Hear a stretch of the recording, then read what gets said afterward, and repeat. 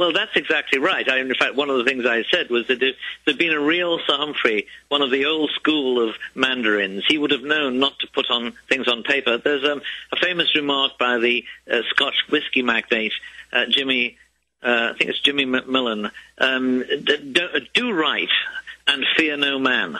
Don't write and fear no woman. Well, now it's not women you have to be afraid of. It's the front page of the New York Times, or in this case, the Daily Mail, a conservative paper, which has got a good record of getting its hands on confidential documents from within Labour governments and publishing them to the world, to the great embarrassment of the government. This does not reflect well on Britain's naming and shaming practice. Well, the idea behind this naming and shaming is very curious. Obviously, every now and then a government declares that it doesn't want some people into the country, but technically they become persona non grata. And I think every government has a right to keep out people who might be a danger to the people, keep out foreigners who might be dangerous in one way or another. But in this case, they were looking around for people who weren't trying to come into the country. I gather you weren't trying to come into Britain. Secondly, they put on the list people who couldn't possibly come into the country, including 2 Russian skinheads who murdered people and who were serving long jail sentences in Russia, so that even if they wanted to enter Britain, and there's no evidence they do, that they wouldn't be allowed out of prison by the Russians to do so. So why put these people on a list? Why publicize the list? Why embarrass some people by putting their names alongside others as dangerous characters?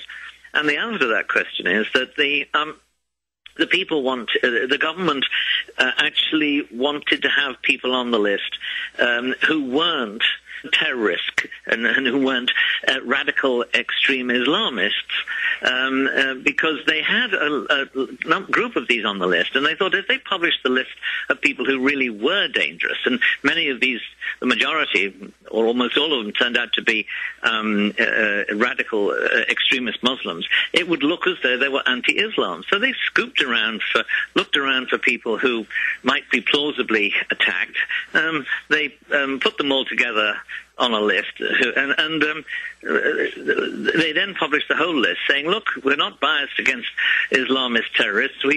We are keeping out other people who are dangerous." But unfortunately for them, they put Michael Savage's name on the list. So the purpose of this was very Machiavellian. It was an attempt to say, look, the world is full of dangerous people, and we've just made a random selection, and so there's nothing here that says that suggests that we are biased against any one group or another. However justified that intention may be, the idea of putting perfectly innocent people on a list with a lot of villains and then saying we're keeping them all out is obviously unjust to the innocent people. And of course, in this case, it's producing a case for slander. And I would think that if the Home Secretary, the official responsible for this, continues and fights that case, it's Jackie Smith, a woman, she was the last Home Secretary, she will be humiliated in court, because fundamentally these leaked emails suggest bad faith on the part of the British government, as simple as that. Do you think that this is a characteristic of the British government? It's not characteristic of British governments, it seems to me, over the years or anything like that, where the standards of honesty and behavior are, by standards of governments, not bad, pretty good. But there's recently been a huge scandal in Britain of a very similar kind. Damien McBride, a Downing Street aide to Gordon Brown, the Prime Minister, was discovered sending scurrilous emails in which he was trying to spread rumors about the sex lives and of leading opposition politicians, leading conservatives, and their families, suggesting that the wife of one prominent conservative had a shameful disease and that kind of thing. Now, immediately this happened, he was disowned. Well, you would expect that.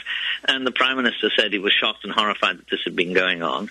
Again, you'd expect that. But when you add these two cases together, you do get the impression that there is a culture of deceit and slander really at the very heart of the British government at the moment. I don't think it's a permanent thing, and I don't think it particularly comes from civil servants.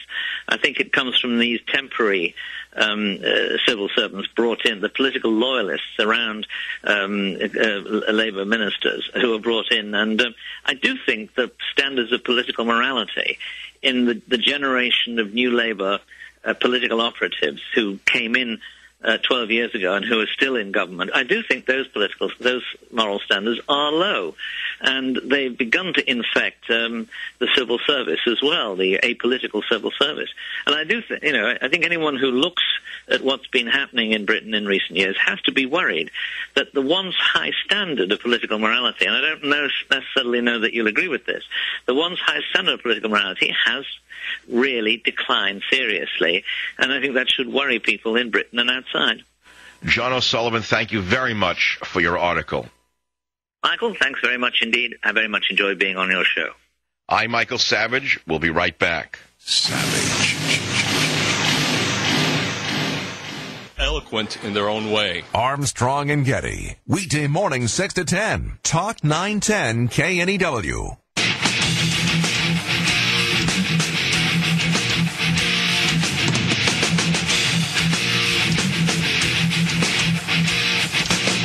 Weekly report on the shenanigans of the left coast. Here is James Herson. Thanks, Michael. Sacha Baron Cohen has had to hire additional security guards.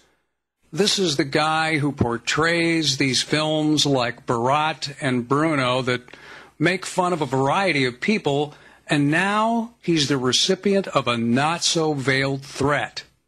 You see, Cohen's character Bruno in this last film gleefully mocked gays, Southerners, Christians, Jews, and you name it, but as seen in the film ridiculed the Al-Aqsa Martyrs Brigades, the Palestinian terrorist group, and they respond, shall we say, differently. In the movie, Bruno, who's an overtly gay fashion journalist from Austria, disses the terrorist group when he tries to get himself kidnapped. During a meeting with Ayman Abu-Ada, who is identified in the film as the leader of the Al-Aqsa Martyrs Brigades, the Bruno character says he wants to be famous. Therefore, he wants the best guys in the business to kidnap him. The group condemned the use of the sham interview, and they called it a dirty use of their brother, Ayman. The Martyrs Brigades issued a statement to a Jerusalem-based journalist, quote, "We reserve the right to respond in the way we find suitable against this man." I mean, that language, the way we find suitable, is the reason Cohen is feeling like the new Salman Rushdie and is bolstering security for himself and his family.